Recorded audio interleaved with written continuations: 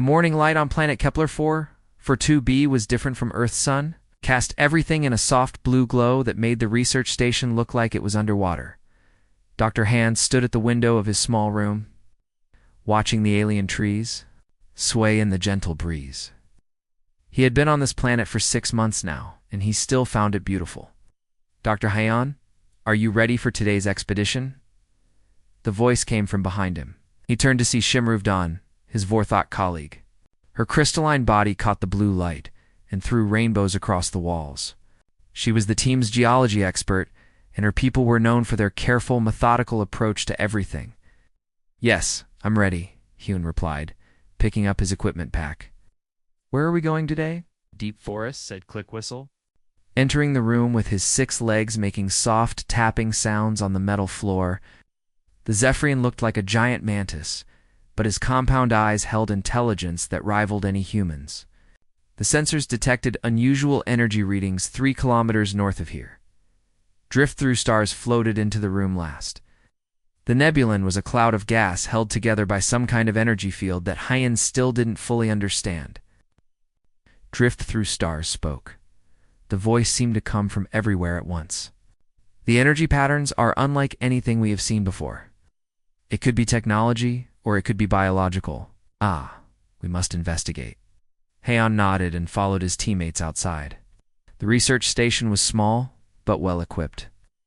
It had been built specifically for this mission to study Kepler 4 for to be a planet that seemed to have the perfect conditions for life. So far, they had discovered many interesting plants and small animals, but nothing that suggested intelligent life. The team walked through the forest in single file. Hyan brought up the rear, as was his habit. He liked to observe how his alien colleagues moved through the environment. Shimruvdan's crystalline feet made no sound on the soft forest floor. Clickwhistle's movements were quick and precise, his head constantly turning to scan for threats.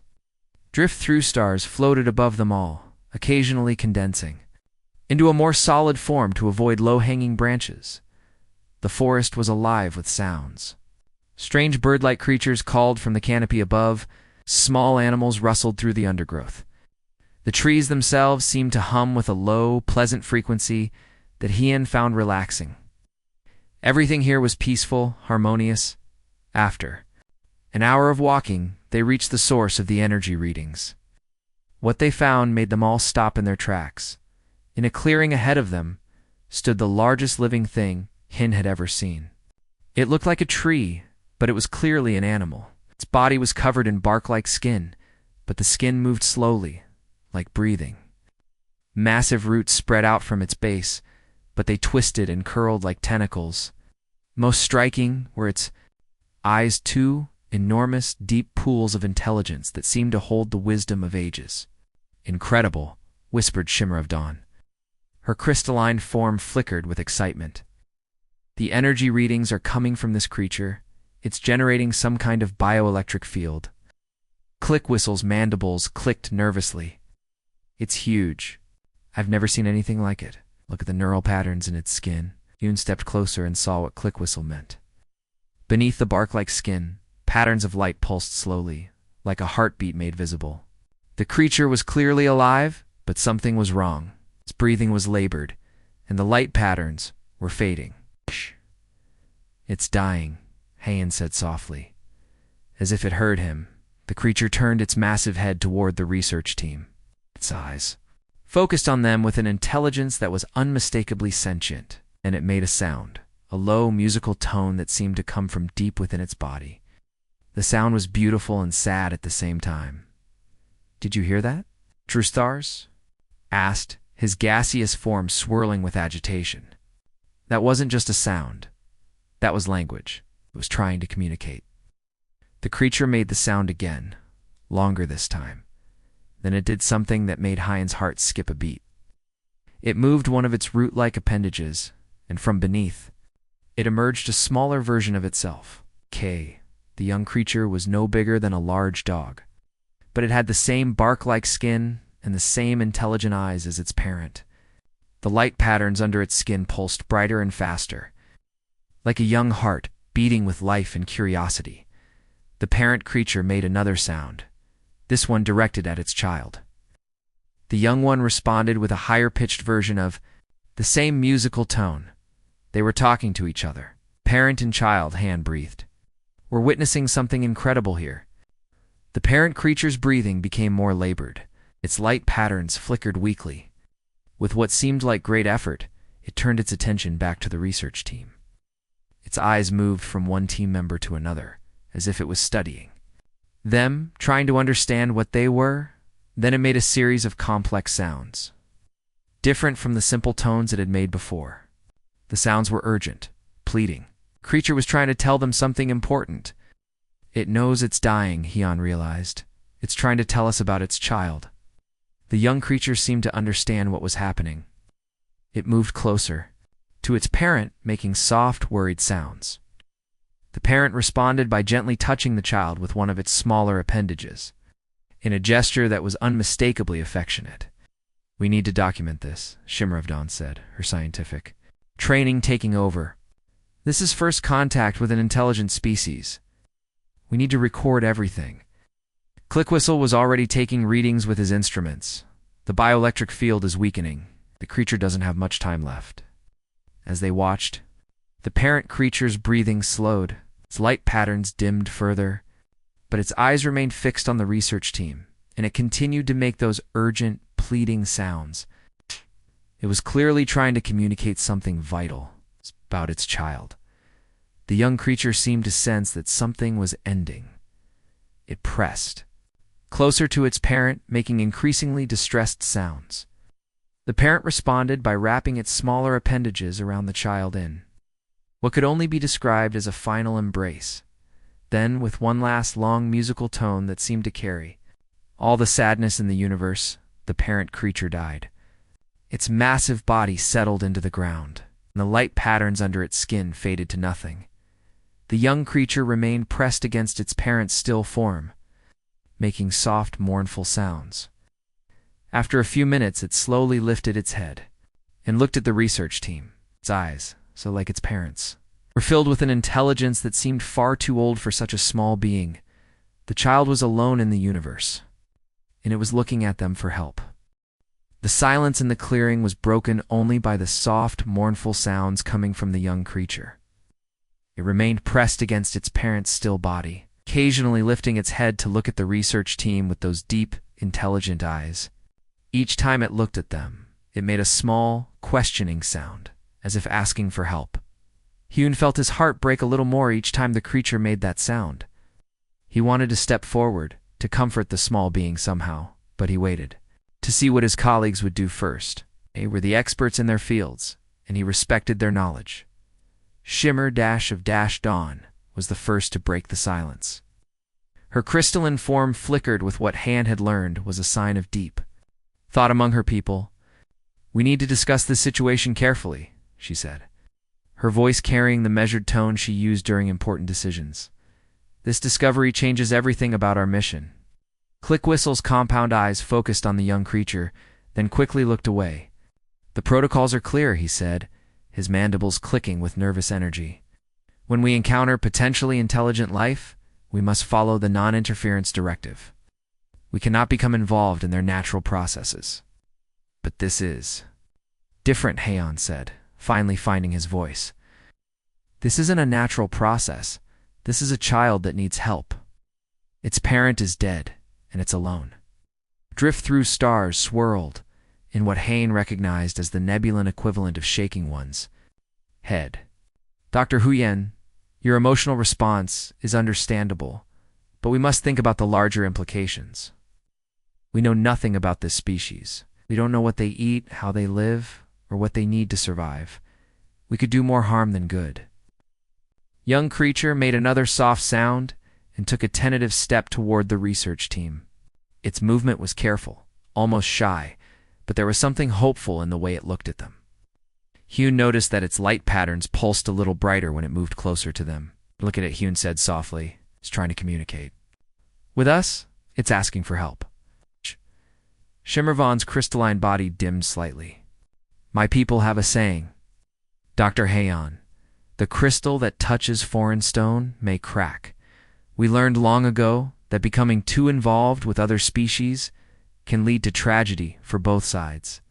Our laws specifically forbid this kind of interference. Your laws? Heian asked, surprised by the firmness in her voice.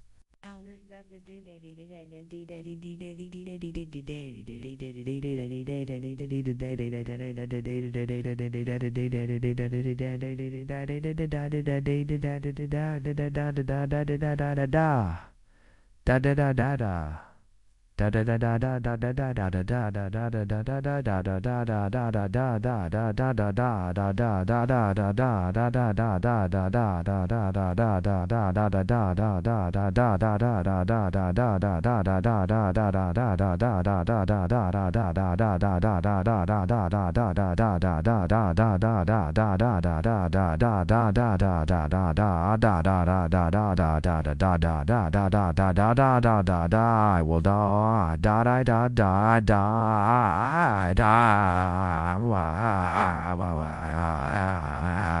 die. This is about a living being that needs help. Everything is about laws. Dr. Heian Shimmervdon replied. Laws protect us. Laws protect them. If we interfere now, we might destroy something precious that we don't understand. The Vorthok Code is very clear about this. We observe, we record, we report, we do not interfere. Clickwhistle's head swiveled toward the young creature again, and Hyun saw something that might have been sadness in his compound eyes. The Zephyrian Union faced a similar situation 300 years ago, he said quietly. We found a dying species on a remote planet. We tried to help them.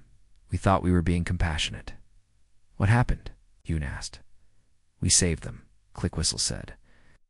But in saving them, we changed them. Became dependent on our technology. Our methods. Within 50 years, they were no longer the same species. They had become something else, something that couldn't survive without us.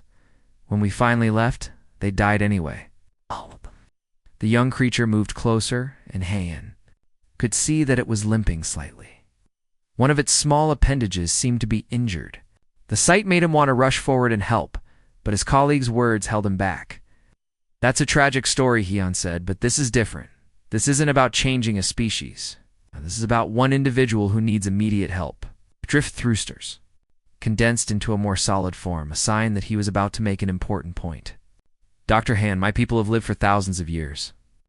We have seen species rise and fall across the galaxy. Do you know what we have learned? What? That death is part of life? Suffering is part of existence? It's sometimes the kindest. The thing we can do is to let nature take its course. The young creature's parent died for a reason. Perhaps the child is meant to die too. Perhaps that is the natural order of things on this planet. Han stared at his colleague in shock. Talking about letting a child die? A child that clearly has intelligence, that can communicate, that is asking for help. I'm talking about respecting the natural order, Drift Through Stars replied. The Nebulans have a deep understanding of the flow of existence. We know that. Interference with natural processes can disrupt the balance of entire worlds. The young creature made a louder sound, almost like a cry. It was looking directly at Heian now, and its light patterns were pulsing faster. It seemed to sense that the humans and aliens were talking about it, and it was becoming more distressed. Look at it, Heian said urgently.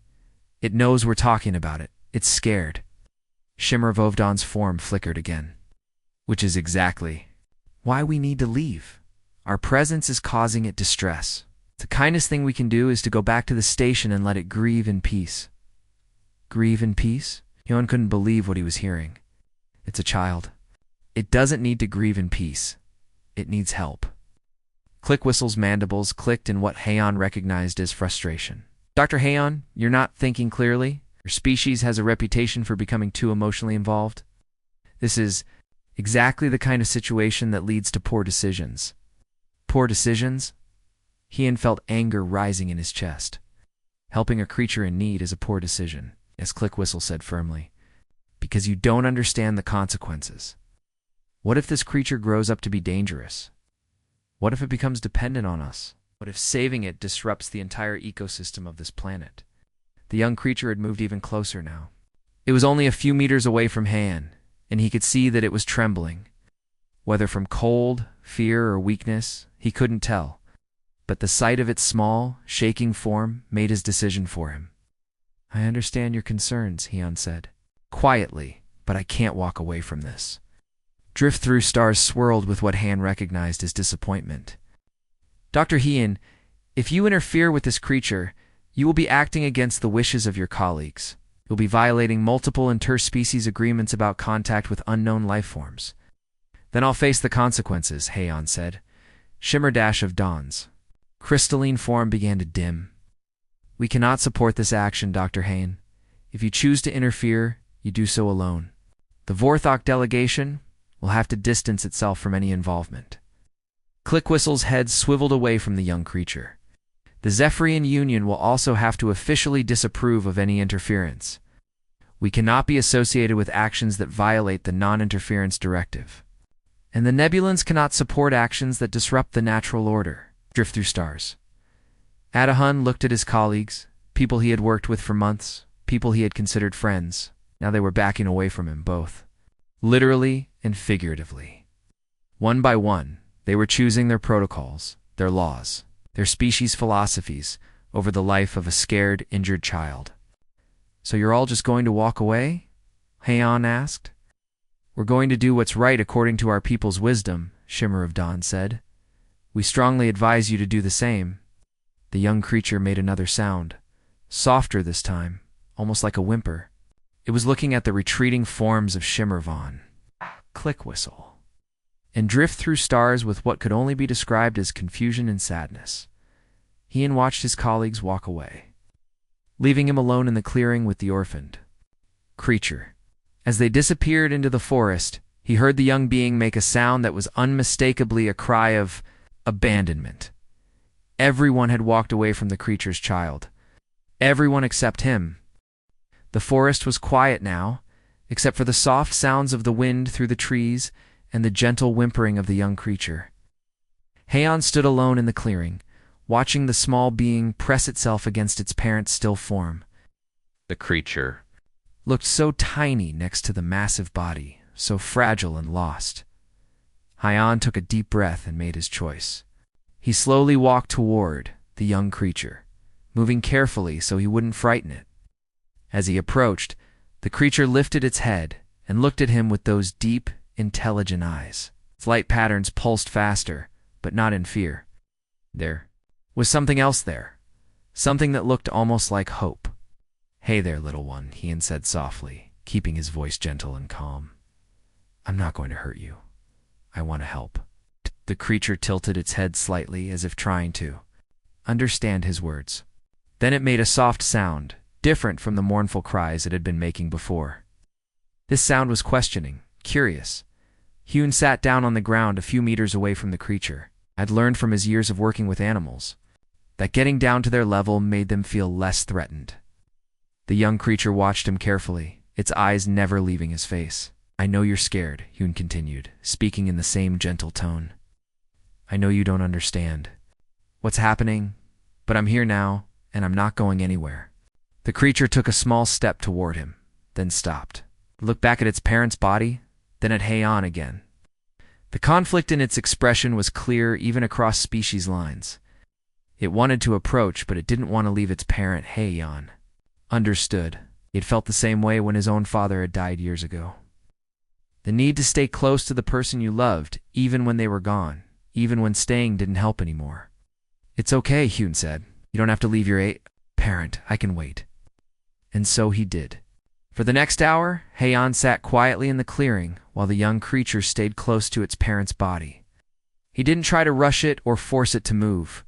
He just stayed there, a constant presence, letting the creature know that it wasn't alone during that time. Heian observed the creature carefully. It was clearly grieving, but it was also clearly intelligent. It would occasionally touch its parent's body with its small appendages, as if trying to wake it up. When that didn't work, it would make soft, sad sounds that reminded Heian of a child crying. But the creature also watched Heian. It studied his movements, his expressions, his posture. When Heian shifted slightly to get more comfortable, the creature would tense up, ready to flee. When Heian remained still, the creature would relax again. It was learning to read him, just as he was learning to read it. After the hour had passed, the creature made a decision. It took several small steps toward Hyun, stopping just out of reach. Up close, Hyun could see that it was even more beautiful than he had realized. Its bark-like skin had intricate patterns that seemed to shift and change in the light. The neural patterns beneath its skin pulsed with a rhythm that was almost hypnotic. "Hello, Hyun," said softly. "You're very brave, aren't you?" The creature made a soft sound in response. Then, to Hyun's amazement, it tried to copy the sound of his voice. It wasn't perfect, but it was clearly an attempt at communication. "That's right," Hyun said, smiling. "You're trying to talk to me." The creature tried again, this time getting closer to the actual sound of Hyun's voice. It was learning, adapting, trying to bridge the gap between their species. Hyun reached into his pack and pulled out a nutrition bar. He broke off a small piece and held it out to the creature. "Are you hungry?" The creature looked at the food, then at Hyun, then back at the food. It took a cautious step forward and sniffed the nutrition bar. After a moment, it reached out with one of its small appendages and took the piece of food. The creature examined the food carefully, turning it over in its appendage. Then it took a small bite. Its eyes widened, and it made a sound that Hyun interpreted as surprise. It quickly ate the rest of the piece, then looked at Hyun expectantly. "You like it?" Hyun said, breaking off another piece. "Good, you need to eat to stay strong." As the creature ate, Hyun noticed that its light patterns were pulsing more steadily. Food seemed to be giving it energy, helping it recover from the shock of losing its parent. "What should I call you?" Hyun asked, watching the creature finish. "The second piece of food, you need a name." The creature's skin caught the light in a way that reminded Hyun of tree bark, but smoother, more alive. "How about Bark?" he suggested. "Do you like that name?" The creature tilted its head, then made a sound that was remarkably similar to the word bark. It was trying to repeat the name. "Bark," Hyun said again, pointing to himself. Hyun pointed to the creature. "Bark." The creature tried again. "Bark," it said, the word becoming clearer with each attempt. "That's right," Hyun said, feeling a surge of excitement. "You're Bark, and I'm Hyun." Bark made a sound that might have been pleasure, then it did something that surprised Hyun completely. It reached out with one of its appendages and gently touched Hyun's hand. The touch was warm and surprisingly gentle. Hyun felt a slight tingling sensation, as if there was some kind of energy passing between them. Bark's light patterns pulsed. Brighter for a moment, and Hyun had the strange feeling that the creature was somehow reading him, understanding him on a level deeper than words. "It's okay," Hyun said softly. "I'm here. I'm not going to leave you." Bark seemed to understand. It moved closer to Hyun, close enough that he could feel the warmth radiating from its small body. The creature was no longer shaking, no longer making those mournful sounds. It was calm, peaceful, trusting. In the distance, Hyun heard the sound of his colleagues returning to the research station. They would file their reports, document their discovery, and move on to the next scientific puzzle. They would follow their protocols and their laws, safe in the knowledge that they had done the right thing, according to their species. Wisdom, but Hyun knew that he had made a different choice. He had chosen to stay with a frightened orphaned child. He had chosen compassion over protocol, empathy over efficiency. He had chosen to see Bark not as a scientific specimen or a potential problem, but as a living being who needed help. As the sun began to set, casting long shadows across the clearing, Hyun made another choice. He couldn't leave Bark alone. The forest overnight? The creature was still too small, too vulnerable, too dependent on the connection they had begun to form. "Would you like to come with me?" Hyun asked gently. "I have a safe place where you can sleep tonight." Bark looked at its parent's body one more time, then back at Hyun. It seemed to understand that this was goodbye, that it was time to leave the old life behind and start something new. Slowly, carefully, Bark moved away from its parent's body and came to stand next to Hyun. It was a small gesture, but it represented something enormous. Trust, hope, the beginning of a bond that would change both their lives forever. Hyun stood up slowly, being careful not to startle his new companion. Bark stayed close to his side, its light patterns pulsing in rhythm with Hyun's heartbeat. Together, they walked out of the clearing and into an uncertain future. Behind them, the massive form of Bark's parent remained motionless in the gathering. Darkness. Ahead of them lay challenges and discoveries that neither of them could imagine. But for now, in this moment, they had each other. The human who had chosen to stay, and the creature's child who had chosen to trust. 3 weeks had passed since Heian brought Bark back to the research station. The young creature had adapted to its new home with remarkable speed, but it was clear that it preferred to stay close to Heian at all times. Computer Bark would curl up nearby, its light patterns pulsing gently in what Heian had learned was a sign of contentment. When Heian ate, Bark would sit beside him, carefully copying his movements and trying to understand human customs. The other.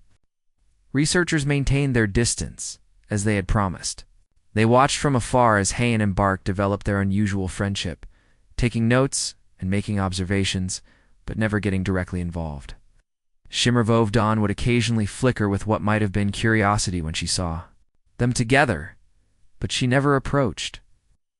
Clickwhistle's compound eyes would track their movements around the station, but he never spoke to either of them unless it was absolutely necessary for work purposes.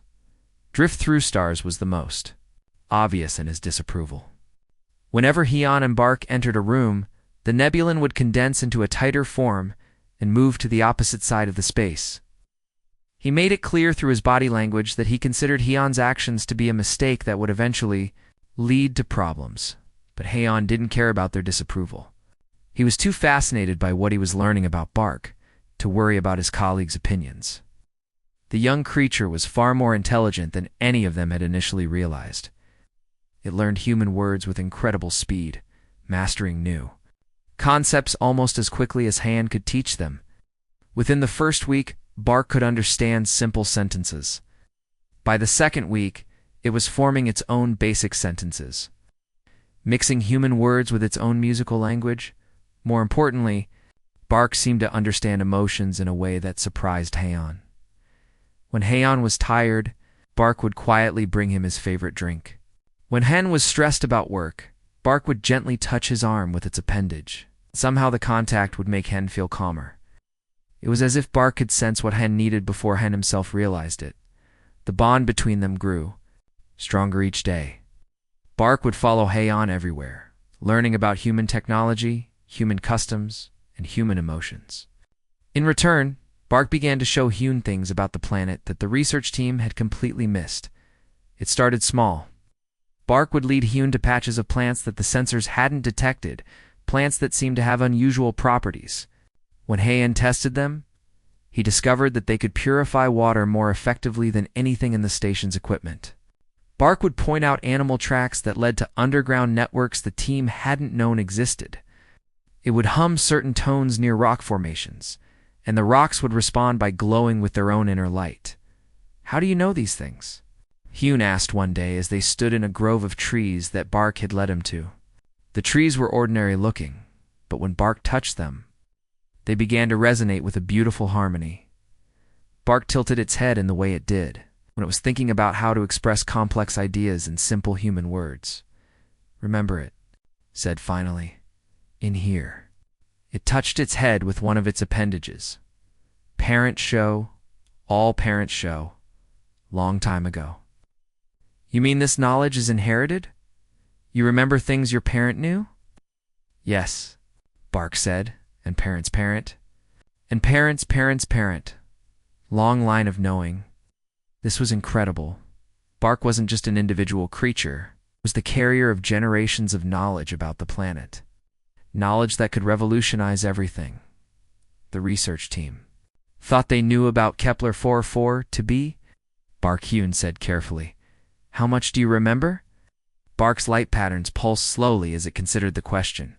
"Much," it said finally. "But need to grow more. Need to learn more. Knowledge comes when ready." Over the following days, Bark continued to reveal more of its inherited knowledge. It showed Heian how to communicate with the planet's animal life using specific sound frequencies, demonstrated how certain plants could be used to create materials stronger than steel. It led him to underground chambers filled with what could only be described as organic technology, devices that seemed to be grown rather than built. But the most remarkable discovery came when Bark led Hyan to a hillside covered in what looked like ordinary rocks. Bark placed its appendages on several of the rocks in a specific pattern, and suddenly the entire hillside began to glow. The rocks weren't rocks at all. They were some kind of dormant technology, waiting to be activated. "What is this?" Yoon asked, staring in amazement at the glowing hillside. "Connection," Bark said simply. "All planet connected. All planet talking. Just need to know how to listen." Hyan realized that he was looking at evidence of a planet-wide communication network, a biological internet that connected every living thing on Kepler-4 for to be. Bark's species hadn't just been inhabitants of the planet, they'd been its guardians, its caretakers, its living interface with the planetary consciousness. "Your people," Hyan said slowly, "they weren't just intelligent, they were the planet's nervous system." Bark's light patterns pulsed with what Hyan had learned was sadness. "We're many, now few. Now maybe just me." The weight of what Bark was telling him hit Hyan like a physical blow. This wasn't just about one orphaned creature. This was about the potential extinction of a species that served as the bridge between the planet and all other life on it. Without Bark's people, the planet would lose its voice, its ability to communicate with and nurture the life it supported.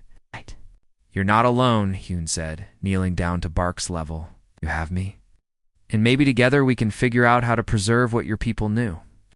Bark moved closer to Hyan, and for the first time since they had met, it made the same musical sound that its parent had made in the clearing. But this time, the sound wasn't sad.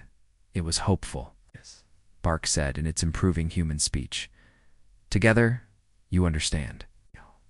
You stay when others walk away." That night, as they returned to the research station, Hugh noticed that his colleagues were watching them more intently than usual. Shimmerweevil's crystalline form was flickering rapidly, a sign of excitement or concern. Clickwhistle's mandibles were clicking in a pattern that suggested he was deep in thought. Even Drift-Through Stars had condensed into a more solid form, as if he was trying to focus on something specific. "They're starting to realize," Hyan said to Bark as they entered their shared quarters. "They're beginning to understand that you're not just an animal, you're something much more important." Bark's light patterns pulsed in what Hyan had learned was the equivalent of a smile. "They see now, but too late. They walk away. Only humans stay. Only human listen." As Hyan prepared for sleep, he thought about the implications of what he had learned. Bark wasn't just a creature he had rescued. It was the key to understanding an entire planet, a living library of knowledge that could benefit all species. But more than that, it was his friend, his companion, his responsibility. The other researchers had walked away because they feared the consequences of involvement. Hyan was beginning to understand that the real consequence would have been walking away.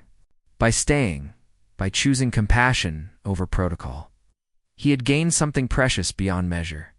He had gained the trust of a being who could change the future of interspecies cooperation, and in return, he had given that being something it had never expected to find again after losing its parent, a family. 2 months had passed since Hyan first brought Bark to the research station. The young creature had grown considerably, now standing almost as tall as Hyan's waist. Its intelligence had grown even more dramatically. Bark could now speak in complete sentences, understand complex concepts, and even make jokes that made Hyan laugh. But it was what happened on a quiet evening in the station's common area that changed everything. Hyan was reading a book while Bark practiced writing human letters on a tablet. The other researchers were in the room as well, each focused on their own work. Shimmerweevil was analyzing mineral samples, Clickwhistle was updating his biological survey reports, and Drift-Through Stars was reviewing atmospheric data. Suddenly, Bark stopped writing and looked up at Hyan with an expression of excitement. "Hyan," it said, "I remember something important. Something my parent tried to tell you in the clearing." The room fell silent. Even though the other researchers had maintained their distance, they couldn't help but listen when Bark spoke. The creature's voice had become more melodious as it grew, carrying an almost hypnotic quality that made it impossible to ignore. "What do you remember?" Hyan asked gently. Bark's light patterns pulsed in a complex sequence, faster than Hyan had ever seen them before. My parent was not just dying, it said. My parent was testing. Testing what? Testing you. Testing all. Of you, my people. We can feel emotions. We can feel what others feel inside.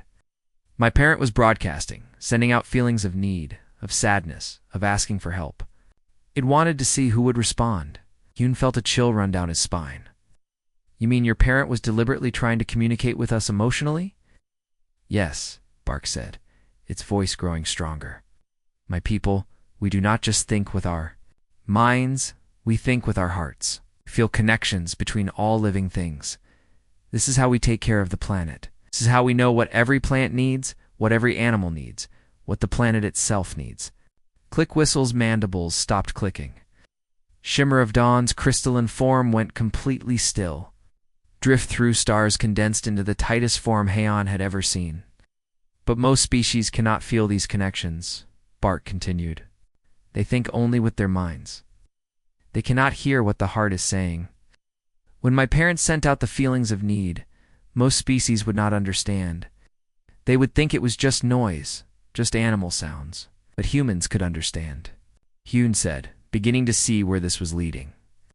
Yes, Bark said, its light patterns pulsing with what Hyun recognized as joy. Humans have something special. You think with your minds, but you also think with your hearts. You can feel connections. Two other living things, even when they are different from you. This is why you stayed when others walked away. Drift Through Stars finally spoke, his voice carrying a tone of wonder that Hyun had never heard before. You're saying that your parents' dying act was actually a test to see which species could form emotional connections across species lines? Not just, could Bark corrected. Would. Many species might be able to feel the connection, but most would choose not to. They would think it was too dangerous, too complicated, too against their rules. Shimmervov's form began to flicker rapidly.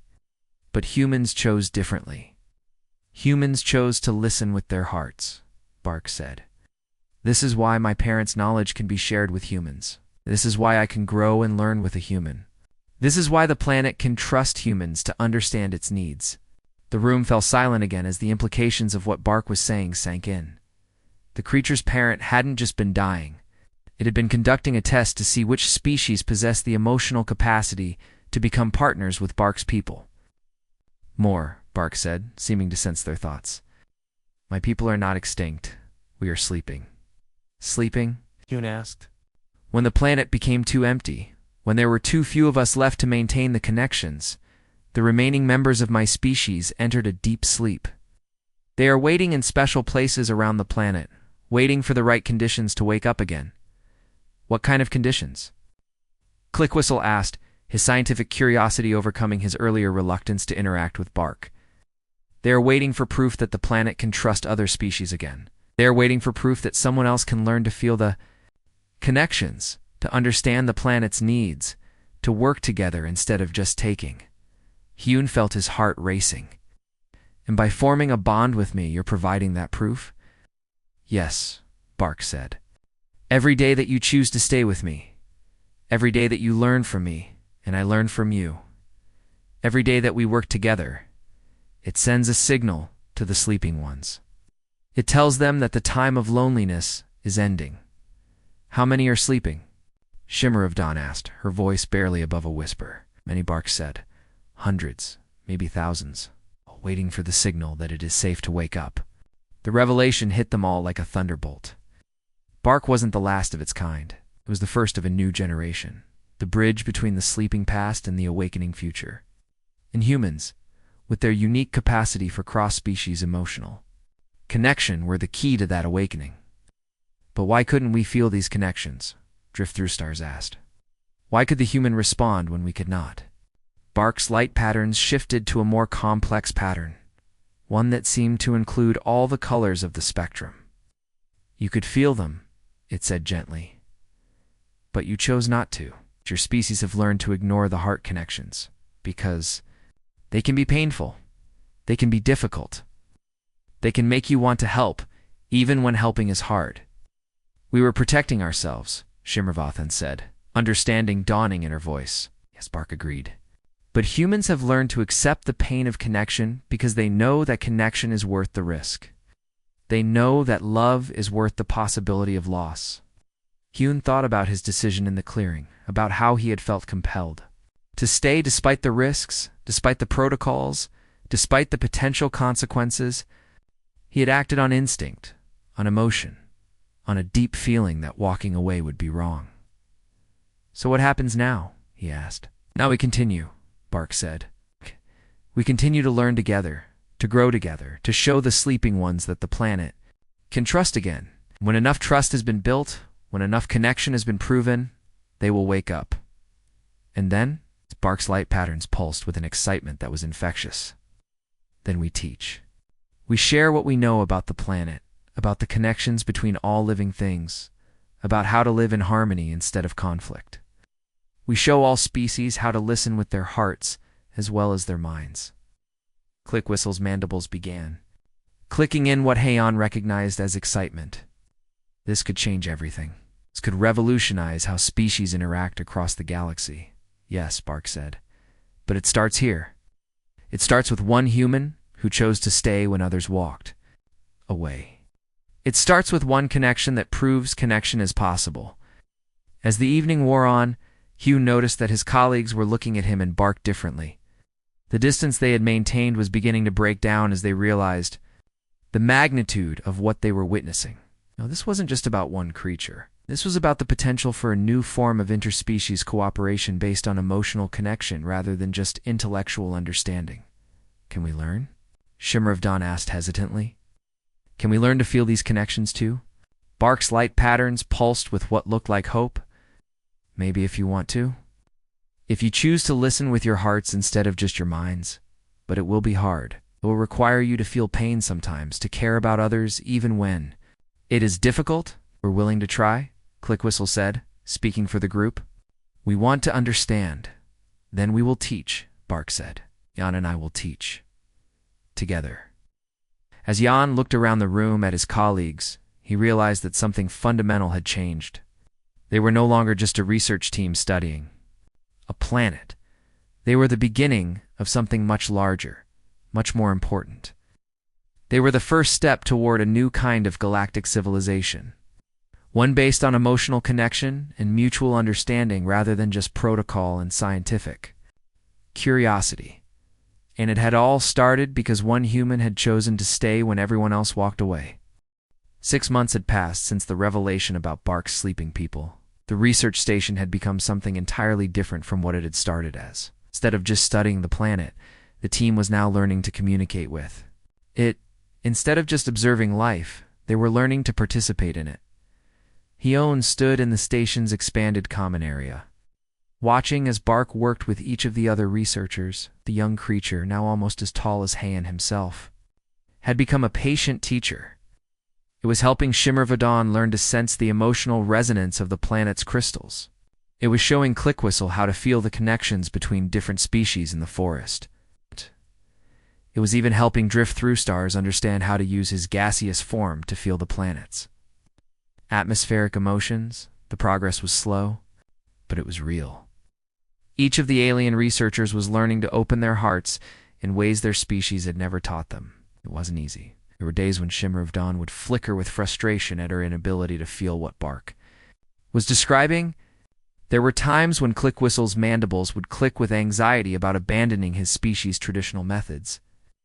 There were moments when Drift Through Stars would condense into his smallest form, overwhelmed by the emotional intensity of the connections, but they kept trying, and slowly he began to succeed. The first breakthrough came when Shimmer of Dawn managed to feel the pain of a dying crystal formation deep in the planet's crust. She had been working with Bark for weeks, learning to extend her natural mineral sensitivity beyond just physical properties. When she finally felt the formation's distress, she wept for the first time in her life. Her crystalline tears were beautiful, like liquid diamonds. They seemed to heal something in the planet itself. Clickwhistle's breakthrough came when he learned to feel the fear of a small animal that had been injured in the forest. Natural instincts told him to observe and document, but Bark taught him to feel the creature's emotions instead.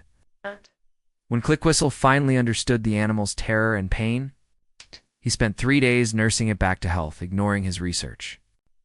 duties completely. Drift through Star's breakthrough was the most dramatic.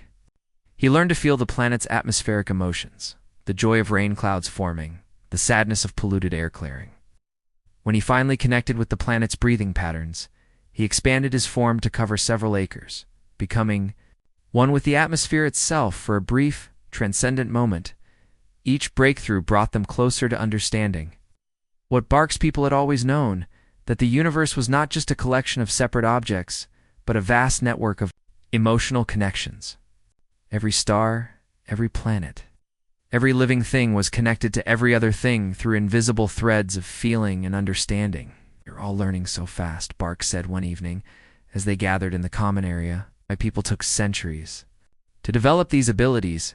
You're doing it in months." "We have a good teacher," Hyun said, putting his hand on Bark's shoulder. The gesture Had become natural between them, a sign of the deep bond they had formed. "And we have motivation," Shimmer of Dawn added. "We know what we're working toward." Indeed they did. As the team's emotional connections to the planet grew stronger, signs of the sleeping ones began to appear. Deep in the forest, ancient trees began to glow with new life. Underground, the planetary communication network started to pulse with activity. In the mountains, crystalline formations began to resonate with harmonious frequencies. The sleeping ones were beginning to stir. "How long before they wake up?" Clickwhistle asked, his excitement barely contained. "Soon," Bark said. "Very soon. The connections are strong enough now. The planet trusts again, believes that the time of loneliness is ending." That night, as Haeon lay in his bed, he thought about the journey that had brought them to this point. It had started with a simple choice: to stay when others walked away. But that choice had led to discoveries that would change the galaxy forever. He thought about the reports they had been sending back to their respective governments and institutions. At first, the reports had been met with skepticism and concern. High-end superiors had questioned his decision to interfere with an alien species. The other researchers' governments had expressed worry about the abandonment of established protocols, but as the evidence of the planet's consciousness and the potential for new forms of interspecies cooperation became undeniable, the tone of the responses changed. Now, instead of criticism, they received requests for more information. Instead of orders to return home, they received authorization to continue their work indefinitely. Ships were on their way from across the galaxy. Scientists, diplomats, and philosophers from dozens of species were coming to Kepler 44b to learn about the emotional connection method that the team had developed. The planet that had once been just another research site was about to become the center of a new form of galactic civilization. But it all came back to that moment in the clearing, when everyone had walked away from the creature's child except the human. The next morning, Bark woke Hyun with unusual excitement. "Today," it said, its light patterns pulsing brighter than Hyun had ever seen them. "Today they wake up." The entire team gathered in the forest, in the same clearing where Hyun had first met Bark and its parent. The massive form of Bark's parent was still there, but now it was covered in glowing moss and flowering vines. The planet had turned the site of death into a shrine of life. As they watched, the ground began to tremble, not with the violence of an earthquake, but with the gentle rhythm of a heartbeat. The trees around the clearing began to glow, their trunks pulsing with the same light patterns that decorated Bark's skin.